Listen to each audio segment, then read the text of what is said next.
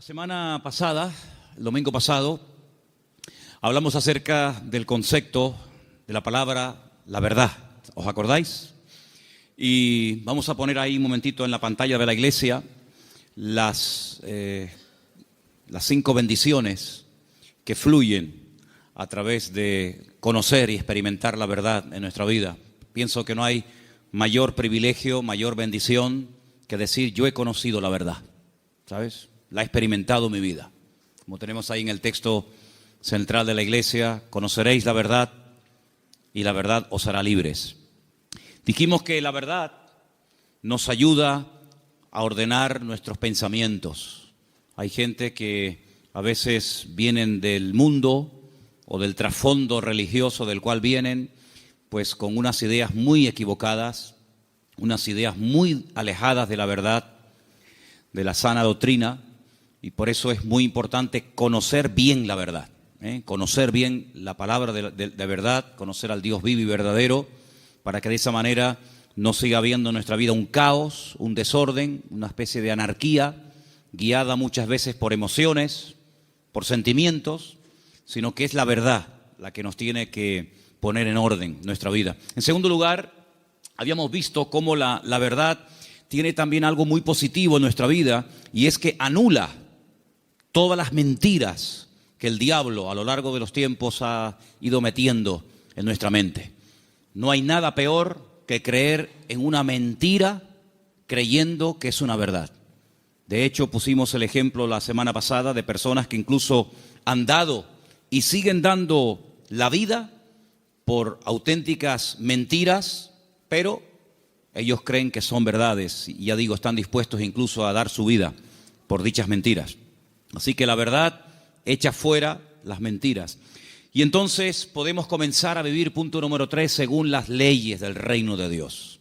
No según las modas, no según los criterios y las opiniones del mundo, sino según los principios establecidos por el Señor, principios del reino, como les llamamos.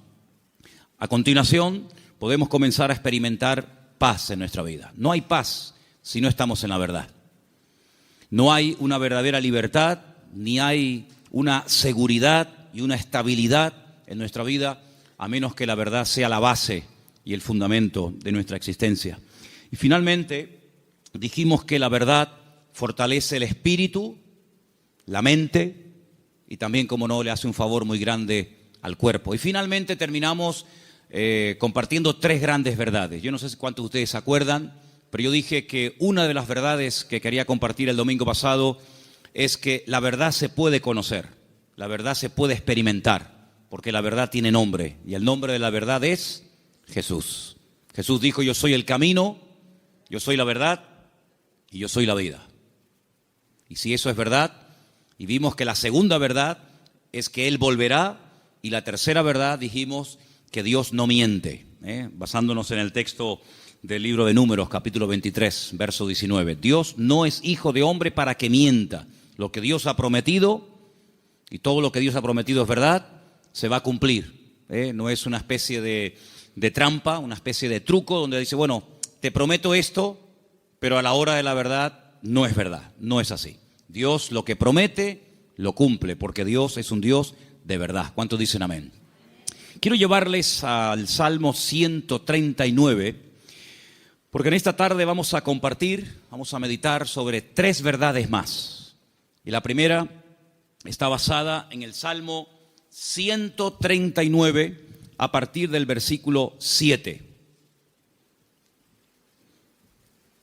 Es un salmo muy, muy interesante porque encontramos en él 3 atributos que son única y exclusivamente de Dios. No son atributos ni características del ser humano. Estas 3 cualidades o características solamente las tiene Dios. Y en este Salmo 139 aparecen estas 3. Hay salmos que aparece una, en otros salmos aparecen 2, pero en este casualmente, el Salmo 139, podemos encontrar la omnisciencia de Dios. Es decir, Dios todo lo sabe, todo lo conoce, pasado, presente, futuro, Dios lo sabe perfectamente. Y eso lo encontramos en este salmo. Encontramos la omnipresencia de Dios, es decir, Dios está en todas las partes al mismo tiempo. No significa que si está en un lugar se ausenta de otro, sino que la presencia de Dios lo abarca todo. Él está en todas partes, que no es lo mismo que decir en todas las cosas. Eso sería una aberración, decir que Dios está en las cosas. Dios está en todas partes, pero Dios no está en las cosas. Porque si estuviera en las cosas, pues creeríamos en el panteísmo, de tal manera que gente se puede acercar a Dios a través de una oración a un árbol, otros a una estrella, otros a la tierra, etcétera, etcétera. Dios está en todas partes, pero no significa que esté en las cosas, de una forma visible, ¿no? Y finalmente, la omnipotencia de Dios. Dios no tiene ningún tipo de limitaciones, ni de espacio, ni de tiempo. Por eso encontramos a Dios con una definición muy breve, pero muy profunda. Es la profundidad de la sencillez de Dios. Que Dios es espíritu. No lo limita el tiempo, no envejece, no caduca. La Biblia ha sido escrita en un lenguaje humano, donde aparecen muchas figuras retóricas para explicar lo que Dios es y lo que Dios hace. Y hay una figura muy común en la Biblia que se llama antropomorfismos, y es utilizar elementos del cuerpo humano para hablar de aspectos o características de Dios. La Biblia dice o habla del brazo del Señor, sobre quién ha creído nuestro anuncio y sobre quién se ha manifestado el brazo del Señor. La Biblia habla de los ojos de Dios, la Biblia habla de la mano de Dios, pero son simplemente eso, antropomorfismos, es utilizar un lenguaje conocido, un lenguaje humano, ¿verdad?, distintas partes del cuerpo, para describir la naturaleza de Dios en la vida de su creación, en la vida de los seres humanos. Hemos oído a veces escuchar como que la naturaleza tiene el libre albedrío de hacer cuanto quiera, y no es verdad. Las leyes de la naturaleza las estableció Dios desde el principio de los tiempos. Fíjense qué curioso que todas las leyes que el hombre ha ido descubriendo con el paso del tiempo son leyes que estaban ocultas a los ojos del hombre. El hombre no las ha inventado, simplemente las ha descubierto, ¿verdad? Pero son leyes que Dios estableció desde el principio de los tiempos. Y uno de los libros más profundos de la Biblia, que es el libro de Job, encontramos el peso de la tierra, encontramos los nombres de algunas constelaciones y estrellas, encontramos cómo el viento pesa, ¿verdad? Cosa que no se descubrió hasta muchos siglos después, y encontramos muchas cosas muy interesantes acerca de las leyes de la creación. Alguien dijo que lo creado es una manifestación de las ideas y de la voluntad de Dios hechas realidad, ¿vale? Dios hablaba y su palabra se materializaba. Poder que no transfirió al hombre, imagínense. Es un poder simplemente, o es un poder que solamente se limita a él. Dios habla y lo que Dios ordena se materializa, se cristaliza, ¿sí? Sea la luz o sea cualquier otro elemento. Ahora, en el Salmo 139 vemos estos tres atributos de Dios, repito, omnisciencia, omnipresencia y omnipotencia. Y a partir del versículo 7, el salmista se hace una serie de preguntas muy interesantes, pero las hace en forma de sorpresa. Aquí dice: ¿a dónde me iré de tu espíritu? ¿A dónde huiré de tu presencia? Si subiere a los cielos, allí estás tú. Si en el Seol hiciere mi estrado, he aquí, allí tú estás. Si tomare las alas del alba y habitare en el extremo del mar, aún allí me guiará tu mano y me asirá tu diestra. Si dijere: ciertamente las tinieblas me encubrirán, aún la noche resplandecerá alrededor de ti. Aún las tinieblas no encubren de ti, y la noche resplandece como el día. Lo mismo te son las tinieblas que la luz. ¿Cuántos dicen amén? Ahora, en la Biblia encontramos a ciertos personajes que por las circunstancias que estaban atravesando no les quedó más remedio que huir. y esconderse de las personas que querían quitarles la vida. Por ejemplo, piensen en Moisés. Cuando él tenía 40 años, dice la Biblia que él, para mediar en una disputa, en una pelea, dice que él se levanta contra un egipcio y lo mata y lo oculta. Pero aparentemente se ve que su crimen, su asesinato no quedó, digamos, oculto. Y al día siguiente alguien le dice: ¿me vas a matar a mí como ayer mataste al egipcio? Y esto le produjo un pánico, le trajo un miedo tan grande a Moisés, que dice que tuvo que huir al desierto. Y se ve que no lo encontraron. Se ve que el faraón, que a lo mejor intentó encontrarlo, fue todo en vano, porque pasó 40 años en el desierto y la Biblia no dice en ningún momento que a Moisés lo localizaron y lo llevaron a Egipto y lo sentenciaron. Por lo tanto, supo huir y se escondió, pero tuvo que huir. Tenemos, por ejemplo, el caso de David. David es un joven que recibe el llamado de Dios, la unción, el respaldo de Dios siendo muy joven. El profeta Samuel derrama sobre él aquel cuerno lleno de aceite que tipificaba la unción que él tendría el día de mañana para ser el segundo rey de Israel. Y dice la Biblia que durante muchos años, David tuvo que huir y tuvo que escaparse y esconderse, porque Saúl estaba obsesionado con quitarle la vida. Y se ve que lo hizo bien, por supuesto, la bendición de Dios también estaba con él, porque Saúl nunca lo encontró, a pesar de que muchas veces estuvo muy cerca de echarle mano, incluso hasta de quitarle la vida. Así que vemos que hay hombres en la Biblia, seguramente hay otros, que tuvieron en momentos puntuales de la vida que huir. Pero lo que me llama la atención es que estas personas huían de hombres y fueron capaces de ocultarse de esos hombres, sea Faraón, sea Saúl, que querían quitarle la vida. Pero lo curioso es que en el primer libro de la Biblia, el libro del Génesis, el primer hombre intenta jugar al escondite con Dios. Porque dice la Biblia que cuando Adán peca, se esconde de Dios, como si Dios no supiera dónde está. Es decir, Adán está tratando a Dios como si fuera un hombre. Así como Saúl no pudo encontrar a David porque sabía dónde esconderse, y así como Moisés se supo meter en el desierto y no lo encontraron, Adán creía que se podía ocultar de Dios. Sin embargo, el Señor sabía perfectamente dónde está. Me llama la atención que cuando leemos el libro del profeta Jonás, en el capítulo 1, dice la Biblia que él recibe un llamamiento para ir a predicar a una tierra extranjera, a la capital del imperio de Asiria. La ciudad se llamaba Nínive, pero él no quería ir, porque él sabía que si la gente se exponía a la palabra y se arrepentían, Dios los iba a perdonar. Y como él no quería que Dios los perdonara, sino que los castigara y los destruyera, pues dice: no voy a predicarles. Y como no van a tener la opción de arrepentirse, pues que se mueran. Y entonces dice que desciende a una ciudad que en la Biblia se llama Jope, pero que en la actualidad se llama Jaffa, y dice que toma un barco para huir de la presencia del Señor. Bueno, hay un momento en el que los marineros le preguntan: ¿qué haces aquí? ¿Cuál es tu nacionalidad? Y dice que los marineros se dieron cuenta de que él intentaba huir de la presencia del Señor. ¿Eso qué significa? Bueno, en ese momento y hasta siglos más tarde, se creía que Dios donde estaba y donde Dios vivía y moraba era en Jerusalén, en el templo que estaba en el monte Moriah.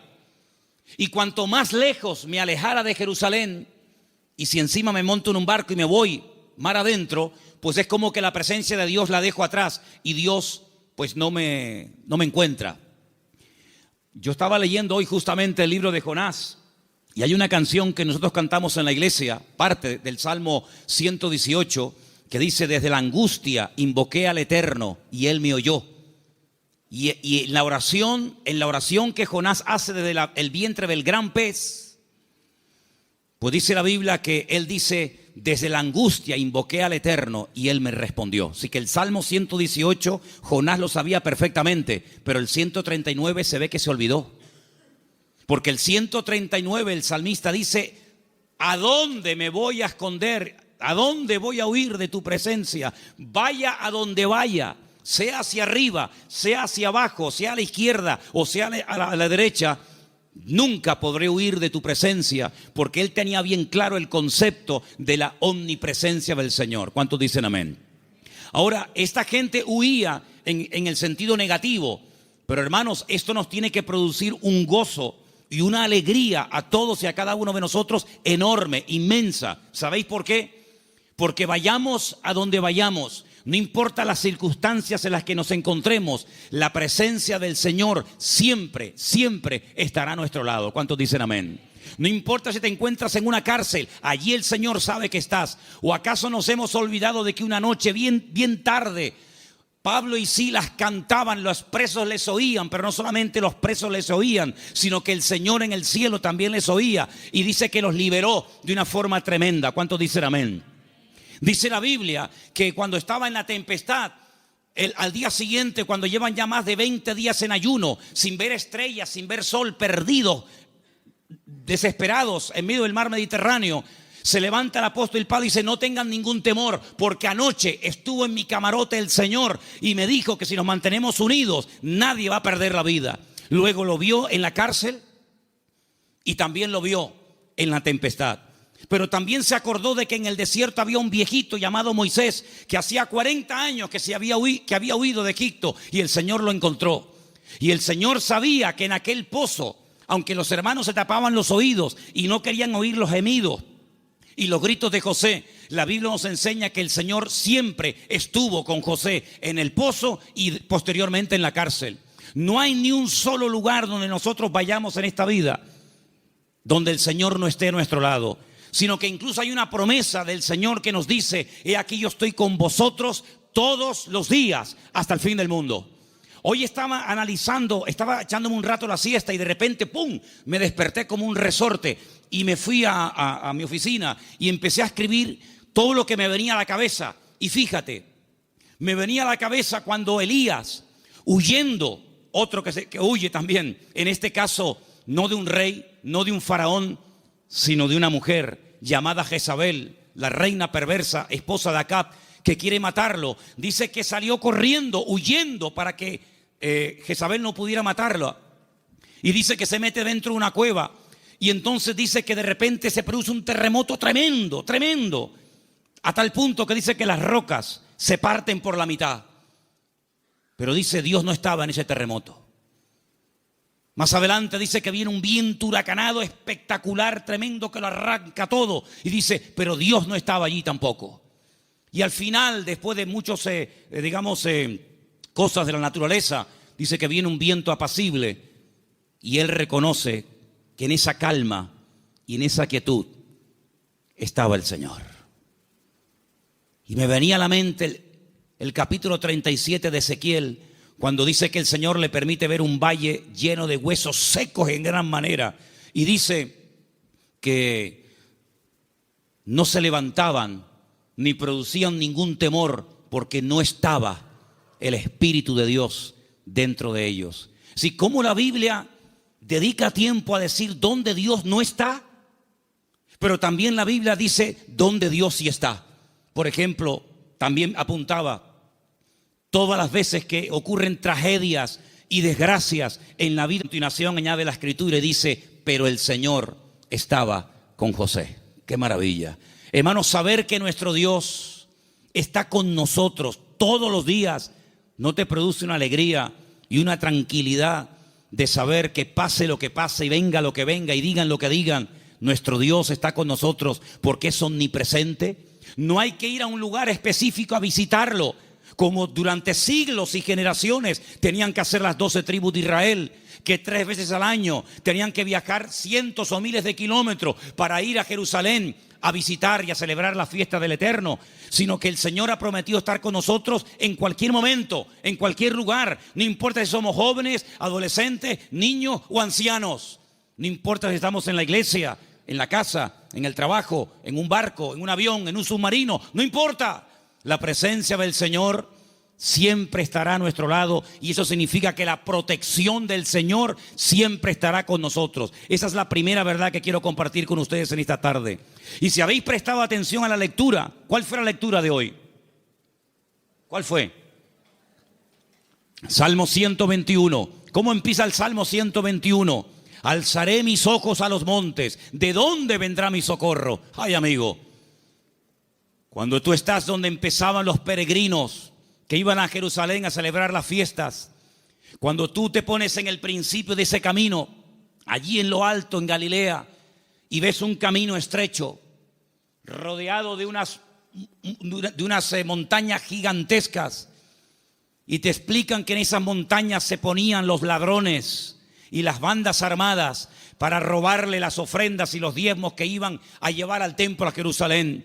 ¿Cómo nos van a alzar los montes los peregrinos y decir: Señor, ¿de dónde vendrá nuestro socorro? No es que está implorando la ayuda de las montañas, no, porque el versículo siguiente dice: nuestro socorro viene del Señor que hizo los cielos y la tierra.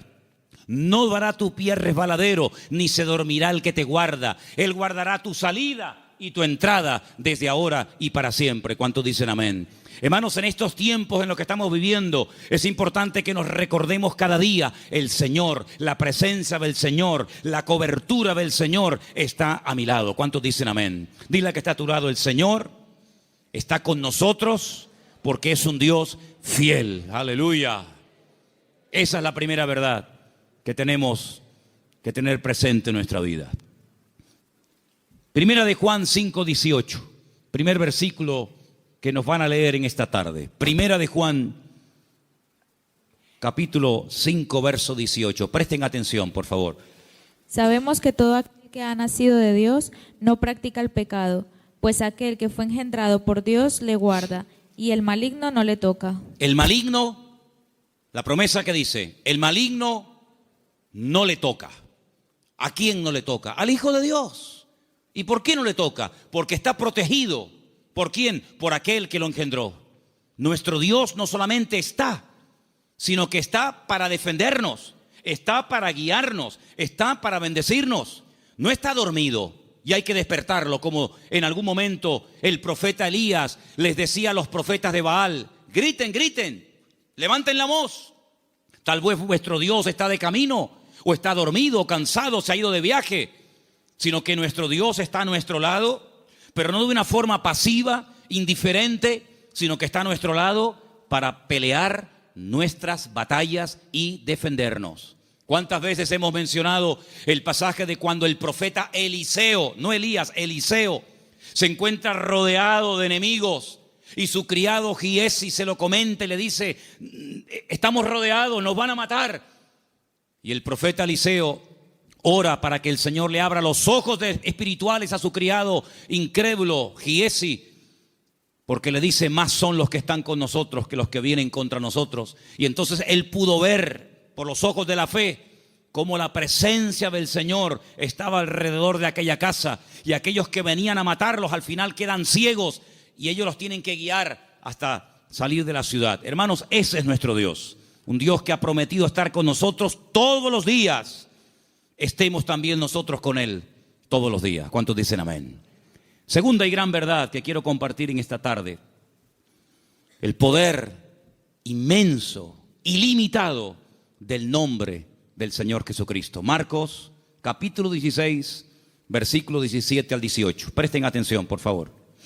Y estas señales seguirán a los que creen. En mi nombre echarán fuera demonios, hablarán nuevas lenguas, tomarán en las manos serpientes, y si bebieren cosa mortífera no les hará daño. Sobre los enfermos pondrán sus manos y sanarán. Todo cuanto se menciona ahí con una connotación milagrosa: echar fuera demonios, hablar lenguas, orar por los enfermos, etcétera, etcétera, todo va precedido por el nombre de Cristo. En mi nombre, en mi nombre, en mi nombre. El Señor Jesucristo nos enseña en la palabra que cuando oramos los creyentes tenemos que orar en su nombre. Firme la oración. No oramos en nuestro nombre. No nos acercamos a Dios con nuestros méritos, sino que oramos en el nombre del Señor Jesucristo. Y en el libro de Filipenses, el capítulo 2, nos da una pincelada, una explicación del poder tremendo de ese nombre. Presten atención.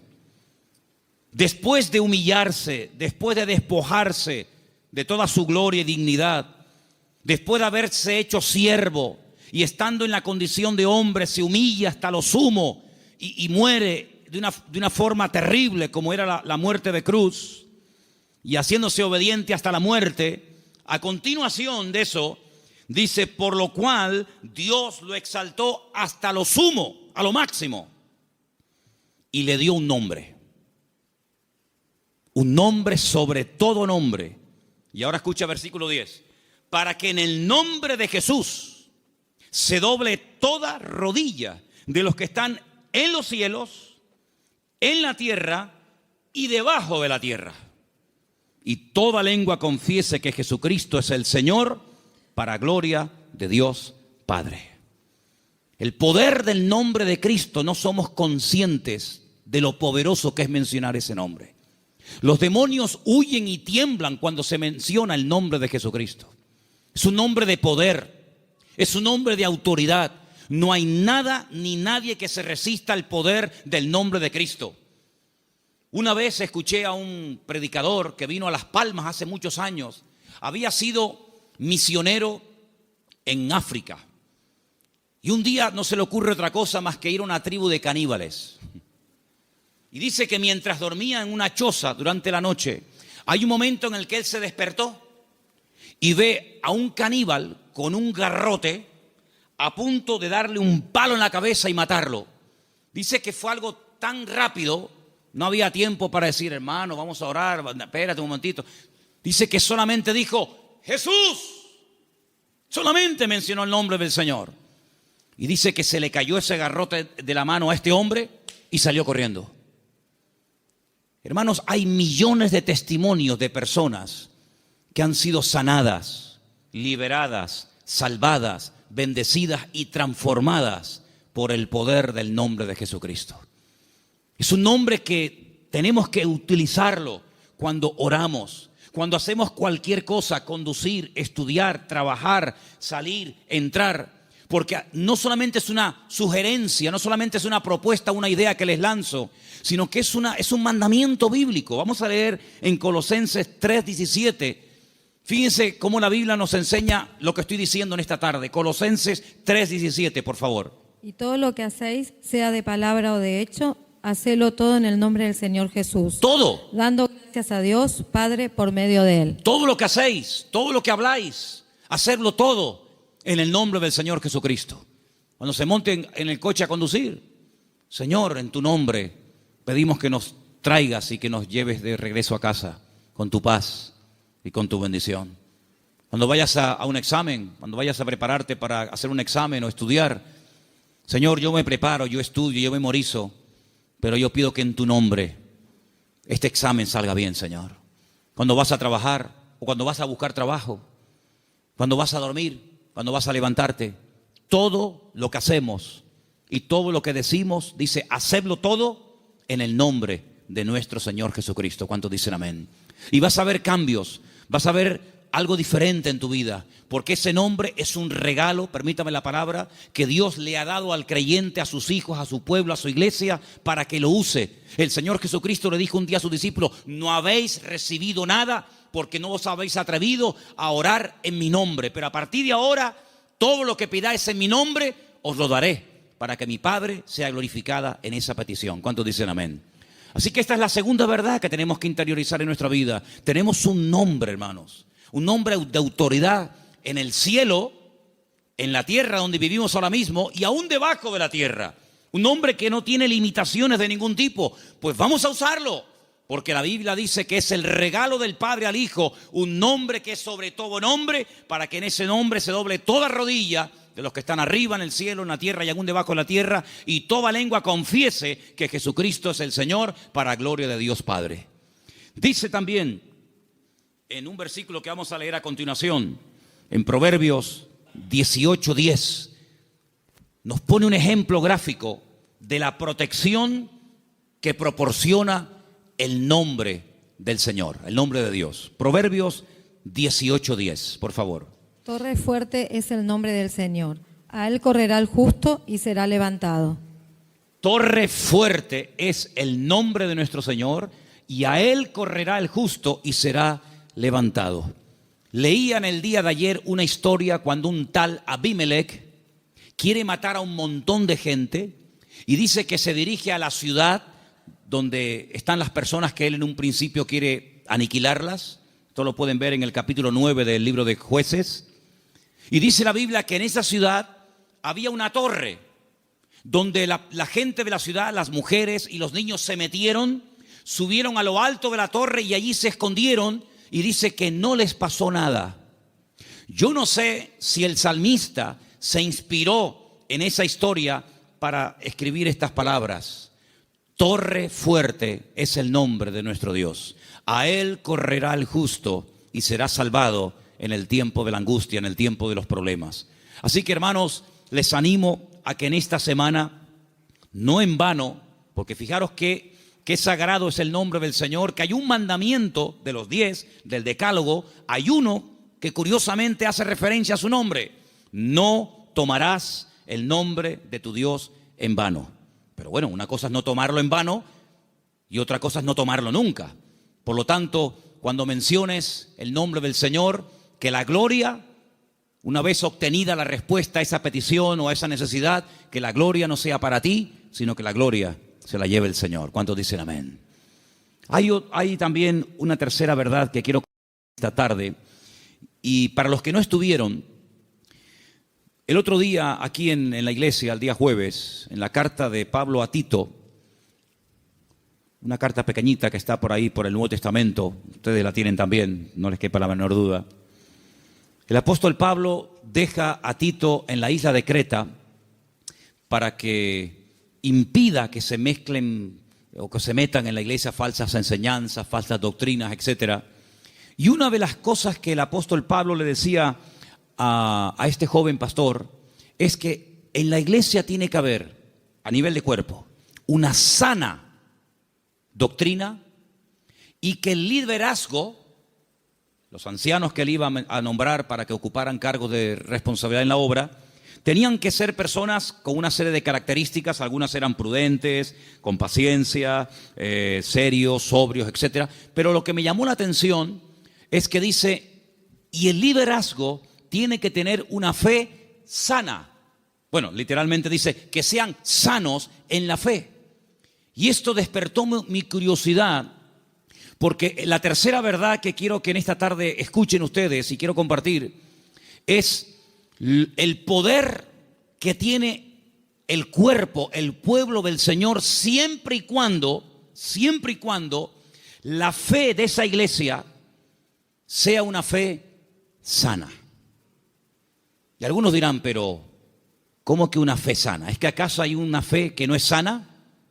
Pues sí. La fe a veces se puede enfermar. De hecho, vimos el jueves, repasamos un poco, que hay un momento puntual en el ministerio del Señor Jesucristo en el que algunos discípulos vienen y le dicen, Señor, nos ha pasado algo y queremos contártelo. Hemos entrado a una ciudad y no nos han querido recibir.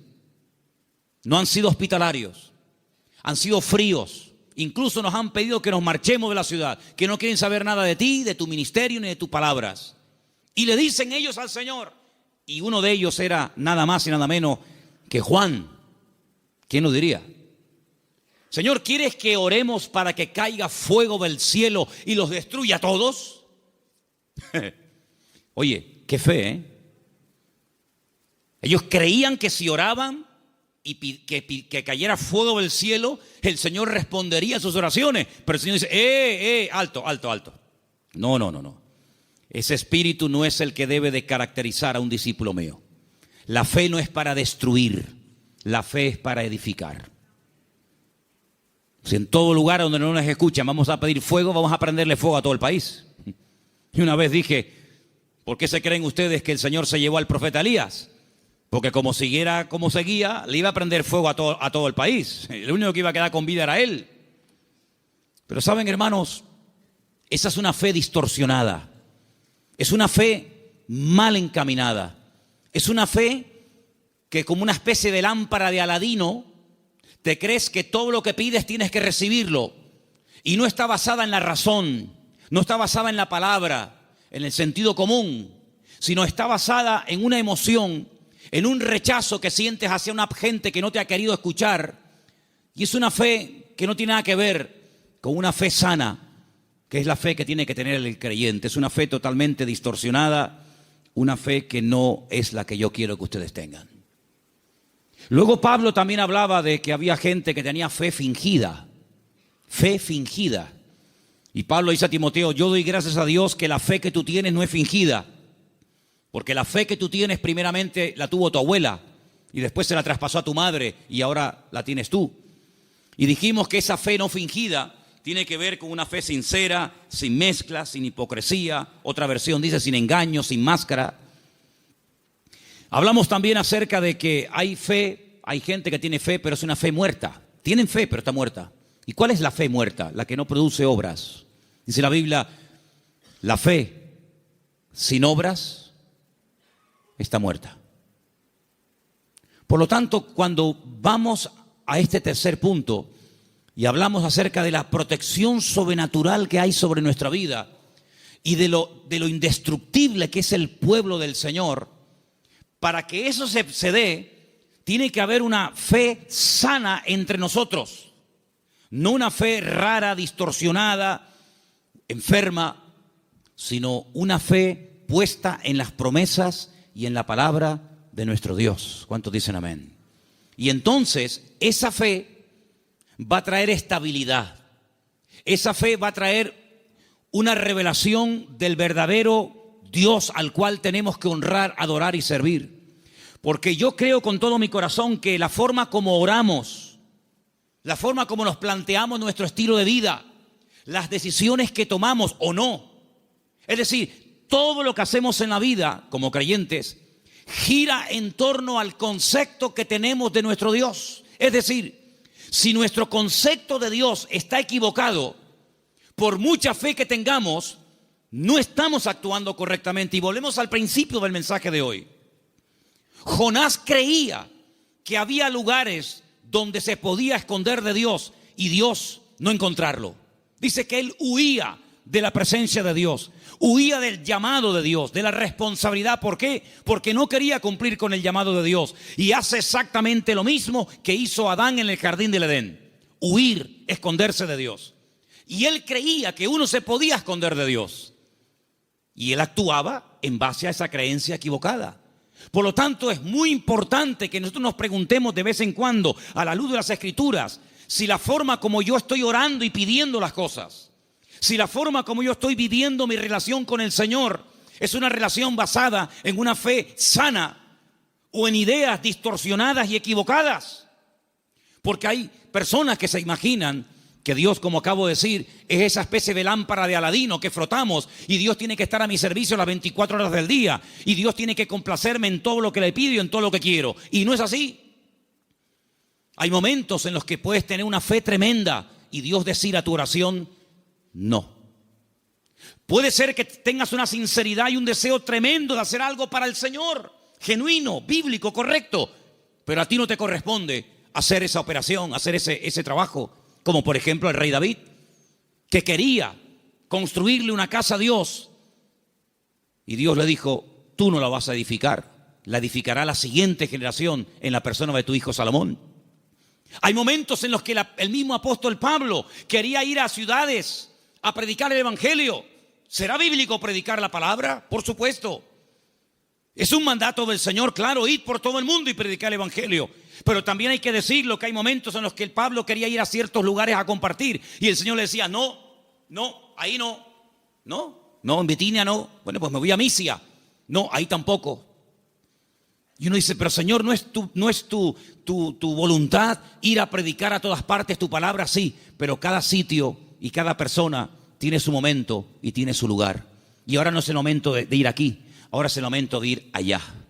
Y Pablo, que era sensible a la voz del Espíritu, Pablo, que era una persona que se dejaba tratar y moldear, pues no era un niño caprichoso con la pataleta que cuando no le das la chupeta se pone a montarte un lío tremendo, sino que decía, bueno, pues si no es por aquí, será por allá. En otras palabras, no se venía abajo, no se derrumbaba, no se desanimaba, sino que él seguía probando, hasta que al final encontró el lugar idóneo donde el Señor quería llevarlo y usarlo.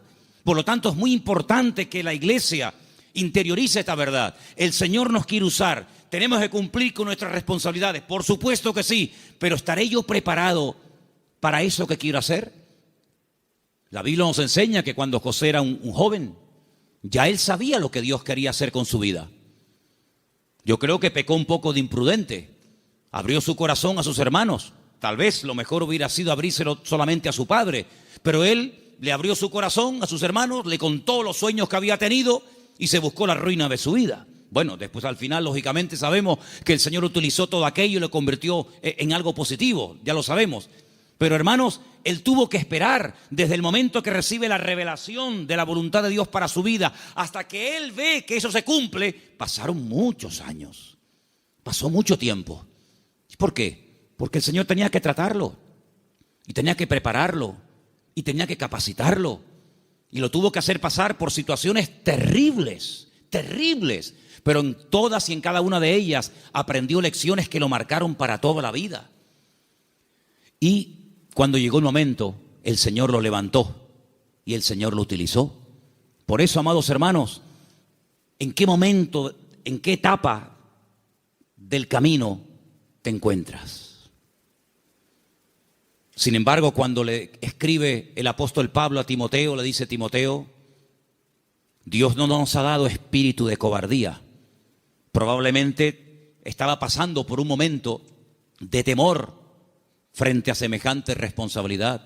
Pablo dice: Dios no nos ha dado espíritu de cobardía y no te tienes por qué avergonzar de mis cadenas. Cuando te pregunten dónde está tu apóstol Pablo, dónde está el fundador de la iglesia, no te avergüences de mis cadenas, da testimonio de ellas. Y te recuerdo que tienes que cumplir con tu ministerio. Y te recuerdo que tienes que predicar la palabra a tiempo y fuera de tiempo. Y te recuerdo que tienes que cuidar tu salud. Y te recuerdo que no le des lugar a los comentarios de la gente que te menosprecian por la edad que tienes, etcétera, etcétera, etcétera. En otras palabras, ¿por qué Él exige que sufra? Sufre, pelea, predica, con ganas y sin ganas, a tiempo y fuera de tiempo. ¿Por qué? Porque sabe que está en una etapa de la vida en la que a Él se le puede exigir, pero a otras personas Pablo no les exigía tanto. ¿Por qué? Porque no habían llegado al nivel y a la madurez que Pablo entendía que Timoteo ya tenía. Por lo tanto, en base a tu conocimiento, en base a tu madurez, en base al desarrollo que tú tienes en el Señor, se te exigirá más o se te exigirá menos. Pero todo creyente que forme parte del cuerpo de Cristo, el cual llamamos iglesia, tiene que asumir las responsabilidades que le corresponda. Y yo, por ejemplo, en esta tarde, tengo aquí una pequeña lista de cosas en las cuales todos sí podemos, a pesar de que lleven poco tiempo o mucho tiempo, todos sí podemos cumplir con ellas. Por ejemplo, con la puntualidad. Yo doy gracias al Señor de que en esta iglesia, salvo raras excepciones, siempre se empiezan los cultos a su hora. ¿Sí o no? ¿No? ¿Dicen que no? Hemos estado en algunas iglesias donde el culto se ha empezado media hora tarde. Y durante la predicación aún sigue entrando gente. Y decirnos a algunos miembros de la iglesia: en esta iglesia siempre ha sido así, es imposible empezar un día a tiempo. Bueno, yo doy gracias al Señor de que por lo menos en eso no somos malos, ¿no? Sino que generalmente solemos ser puntuales. Cuando se propone o se expone a la congregación un proyecto, una idea o algo, generalmente un altísimo porcentaje de la congregación responde apoyando pues dicha actividad o proyecto o lo que sea. En otras palabras, hermanos, la iglesia va a crecer en la medida en la que tú crezcas. La iglesia, cuando hablamos de iglesia, ¿qué es la iglesia? La iglesia eres tú, y tú, y tú, y cada uno de nosotros. Y la iglesia, ese concepto a veces tan abstracto, como dice la iglesia ¿qué es? Pues la iglesia eres tú. La iglesia tendrá la madurez de todos y cada uno de nosotros. Pero esa madurez, ¿dónde la aprendemos? ¿Aquí o ya venimos con ella de casa? Después del culto hoy, queremos reunirnos unos poquitos minutos con los padres de los chicos que en este momento, ahora mismo, están en la escuela dominical. ¿Por qué? Porque una de las cosas que tenemos que entender es que la iglesia, por ejemplo, en los domingos, la escuela dominical, es un refuerzo a lo que teóricamente los niños ya aprenden de sus respectivos padres en el hogar. ¿Cuántos dicen amén?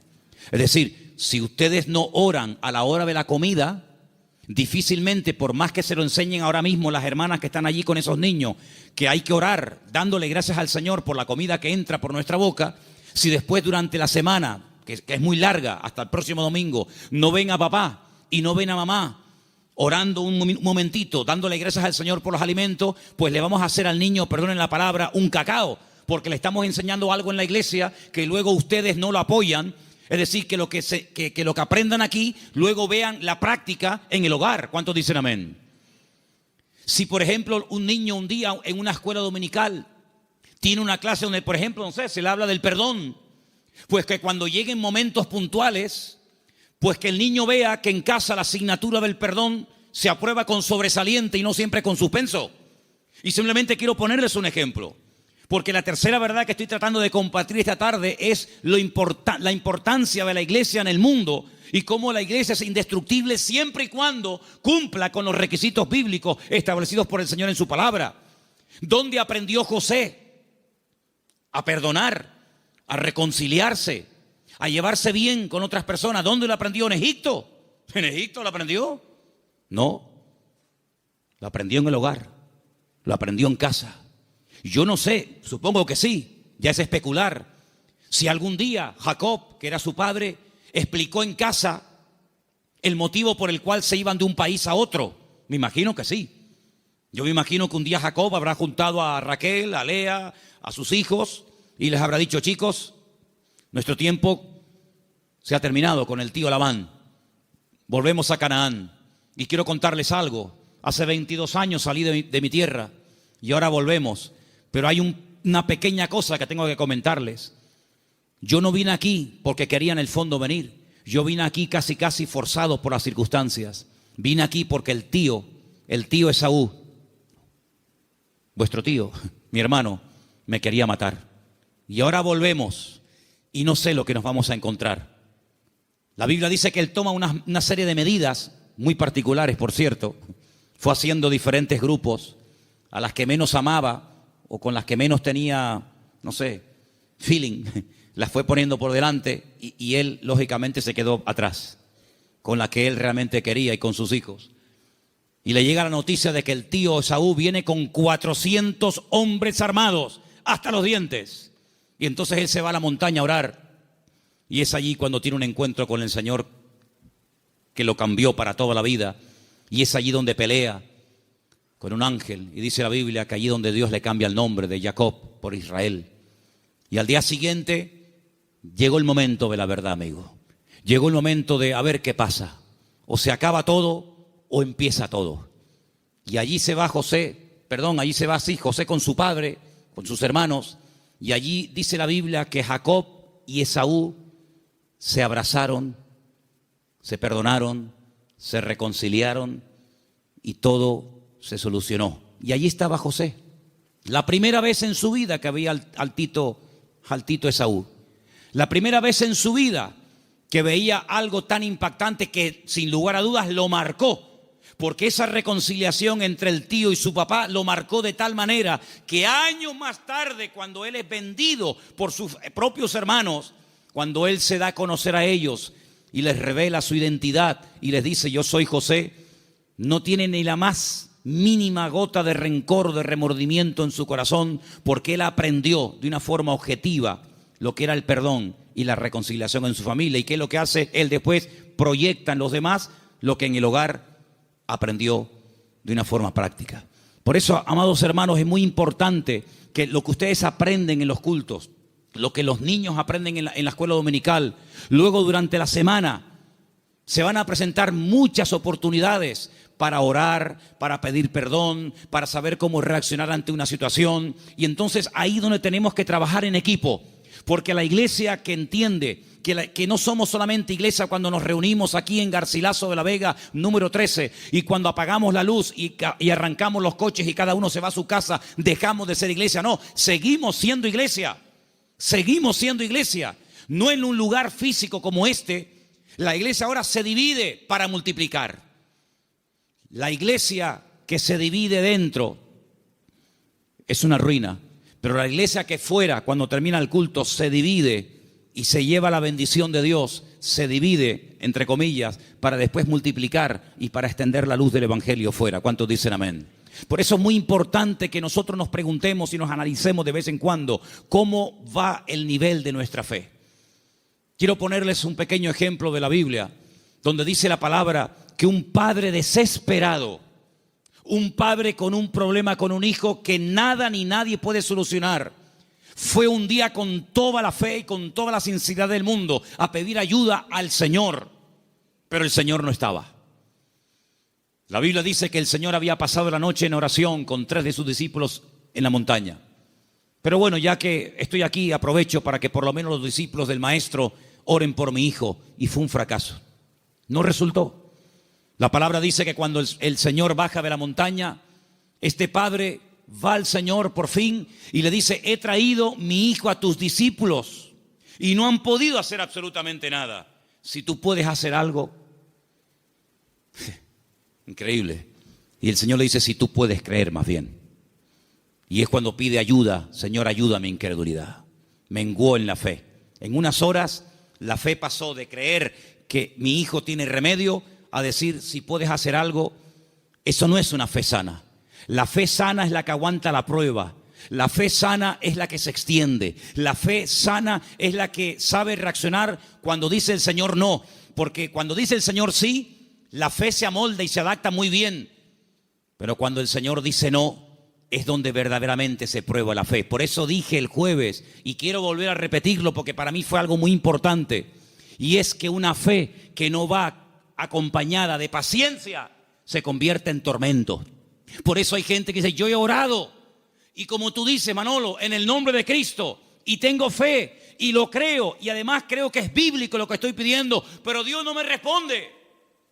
Pero es que la fe sin paciencia se puede llegar a convertir en un tormento.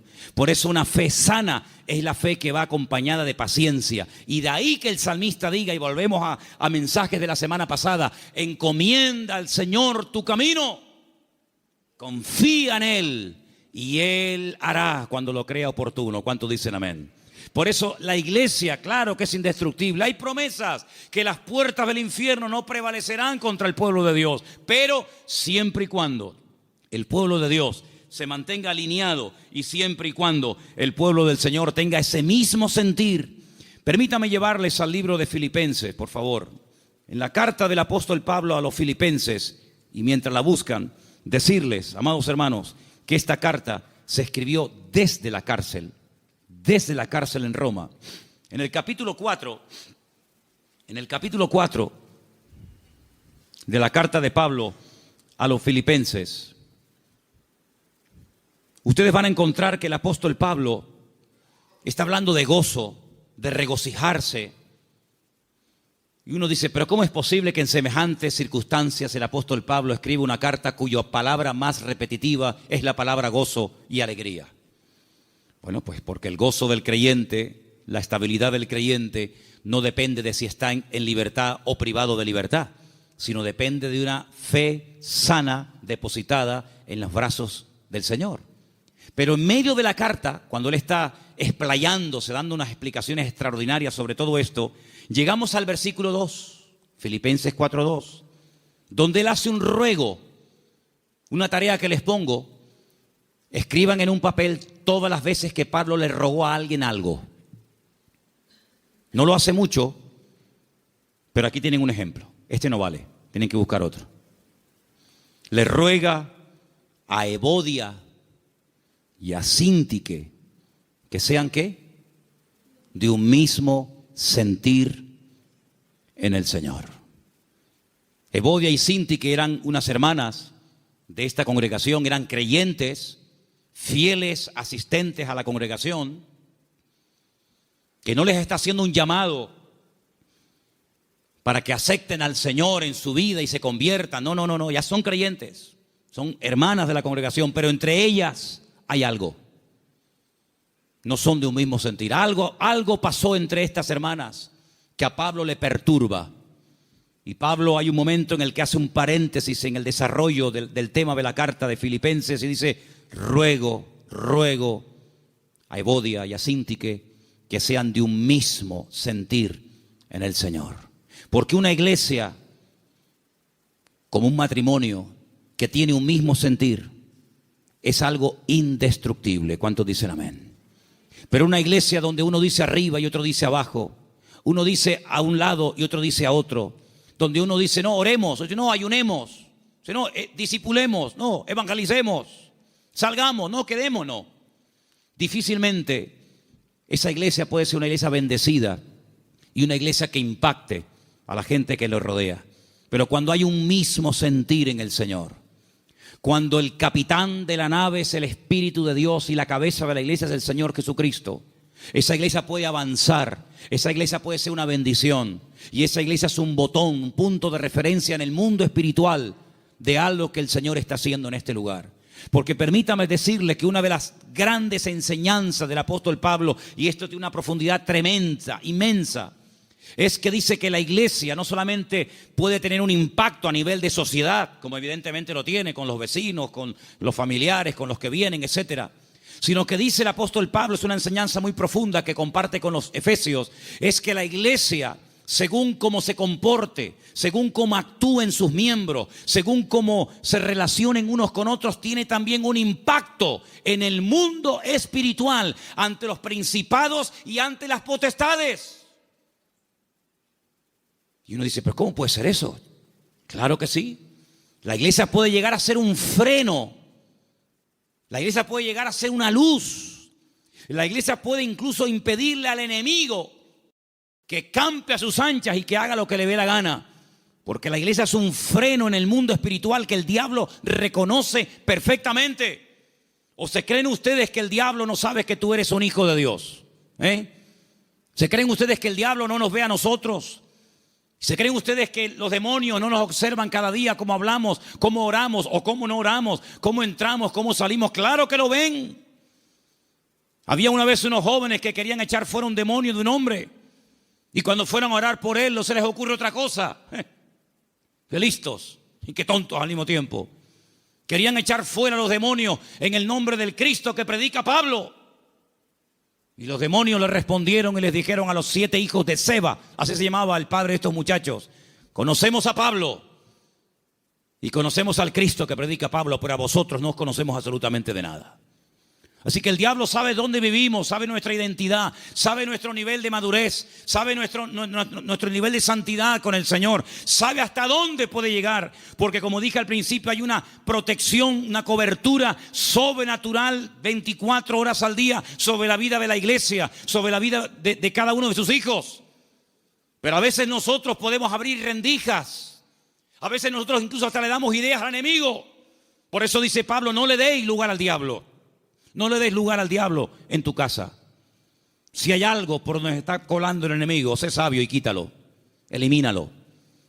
Si hay algo en tu vida que produce que entres en un picado, en un enfriamiento, en un apartamiento de la palabra y del Señor, aléjalo de tu vida. Rodéate de gente espiritual. Lee libros que te edifiquen y no que te destruyan y te confundan más. Acércate a la palabra del Señor, busca al Señor. Porque cuando tú te metes en la presencia del Señor, todo lo que tú aprendas, todo lo que tú recibas, todo lo que tú crezcas, después cuando vengas a la congregación, aunque no hayas abierto la boca y nadie se haya enterado que has entrado ni que has salido, te puedo asegurar que tu vida en el mundo espiritual produce un impacto. ¿Cuántos dicen amén? Y podemos tener el enemigo a raya simplemente con nuestra presencia. Por eso, amados hermanos, estas 3 verdades: la protección y la presencia del Señor permanente sobre nuestra vida, el poder y la autoridad del nombre de Jesucristo y la responsabilidad y el privilegio de formar parte del pueblo del Señor, que ¿saben cómo lo define el Señor? ¿Saben cómo nos define nosotros el Señor?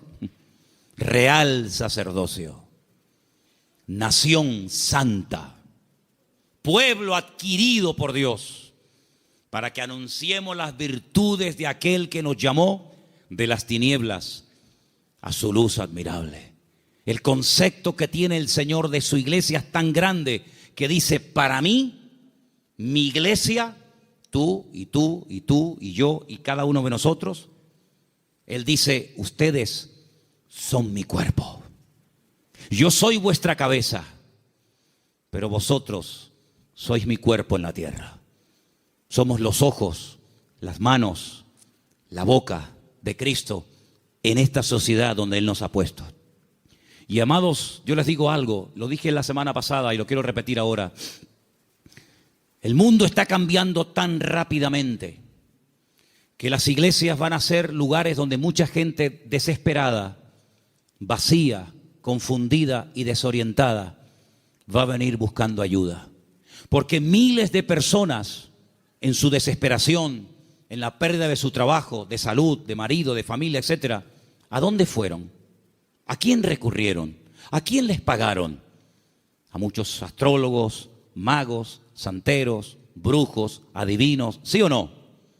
Mucha de esa gente que se ha llevado tremendas desilusiones, mucha de esa gente que ha perdido dinero, mucha de esa gente que se han llevado una desilusión tremenda y han visto que no han obtenido resultados, sino ha sido lo peor. El Señor nos va a poner a cantidad de gente en nuestro camino y llegará el momento cuando tú tendrás que darte cuenta de que tu vida proyecta una imagen en la sociedad en la que vivimos. Espero que nos podamos representar dignamente los unos a los otros. ¿Cuántos dicen amén? Les quiero hacer una pregunta. ¿Cómo se sentirían ustedes si yo mañana viniera al púlpito con el pelo de color verde? ¿No les gustaría, hermanos, un cambio de look en el pastor? Unos tatuajes, unas cadenas, unos piercing. ¿Cómo se llama eso que se pone en las orejas? No, zarcillos no, lo otro. Dilataciones, unas dilataciones. ¿Qué les parece? Como que no, ¿verdad? Como que no. Tal vez a una parte, a un grupo de personas que digamos que se visten y actúan así, no sé, tal vez a lo mejor les haría gracia un tiempo que un señor ya de cierta edad llamado pastor se vista así. Pero son más los que dejaríamos de alcanzar que los que alcanzaríamos con esas pintas, ¿sí o no? Pues sabe una cosa, hermano, cuiden su imagen pública, porque usted, como hijo de Dios, tiene que dar una imagen sana y digna del Evangelio. No decimos, no, es que yo hago lo que me da la gana, porque yo lo siento así. Hermano, interiorice esta verdad en su vida. La forma como usted habla con sus compañeros de trabajo, con sus clientes, con los amigos en el barrio, con tus familiares, etcétera. En cierto sentido, tú eres un embajador del cuerpo de Cristo, de la iglesia del Señor, en medio de la sociedad en la que vivimos. Por eso cada vez que vayas a hablar, a decir algo, a opinar, a aportar algo, piensa en esto. Lo que voy a decir te glorifica a ti, Señor. Lo hago en el nombre de Cristo. Tú lo harías y estarías contento con la imagen que estoy proyectando de ti. Estas verdades tienen que calar hondo en nuestra vida y tenemos que ser responsables, no solamente ante Dios, sino asumir que todo lo que hacemos y decimos en la vida tiene que ser hecho decentemente y con orden en el nombre del Señor. ¿Cuántos dicen amén? Vamos a orar. Cierra tus ojos en esta tarde. Ahí donde estás. Aleluya. Tenemos una protección y la presencia del Señor permanentemente a nuestro lado. Tenemos el nombre más poderoso que jamás ha existido y existirá. El nombre de Cristo Jesús. Y formamos parte del cuerpo de Cristo, de la iglesia indestructible del Señor. Que el Señor nos ayude, amados hermanos, a entender que estas verdades tienen que traer compromiso a nuestra vida. La verdad compromete.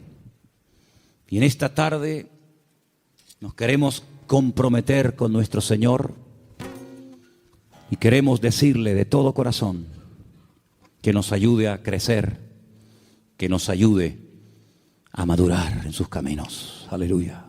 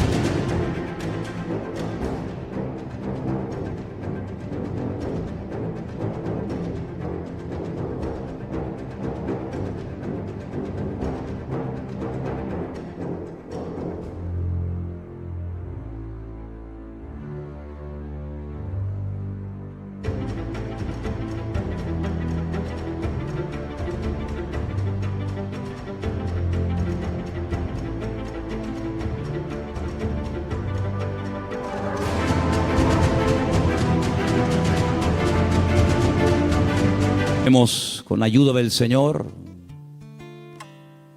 con la ayuda y la bendición de nuestro Dios, queremos agradarle en todo lo que hagamos y digamos. Cuida tu imagen pública y privada. Cuida tu vocabulario, tu entrada y tu salida. Cuida todo lo que hagas y digas, porque a quien queremos representar dignamente es al Señor de señores y al Rey de reyes. Aleluya, y adoramos a ti, Jesús.